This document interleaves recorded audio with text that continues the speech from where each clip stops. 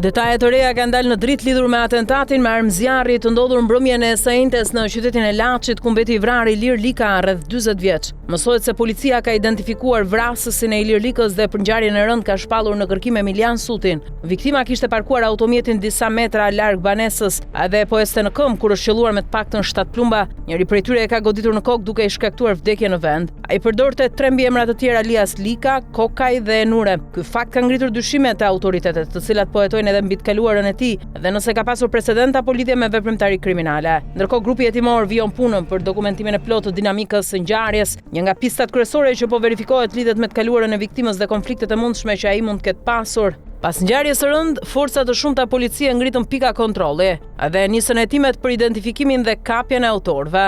Në kuadër të hetimeve, disa persona janë shoqëruar në polici dhe po merren në pyetje për të ndihmuar në zbardhjen e plotë të rrethanave të krimit. Në njoftimin zyrtar, policia e shtetit deklaroi se rreth orës 22:10 në qytetin e Kurbinit është qelluar me armëzjarri shtetasi Ilir Lika, alias Kokaj, alias Nure, rreth 40 vjeç. Ai u transportua me urgjencë drejt spitalit të traumës, por humbi jetën gjatë transportimit. Shërbimet e policisë me njëherë pas marrjes së njoftimit shkuan në vend ngjarje dhe vjuan kontrollet intensive në zonë për lokalizimin dhe kapjen e autorit apo të autorëve.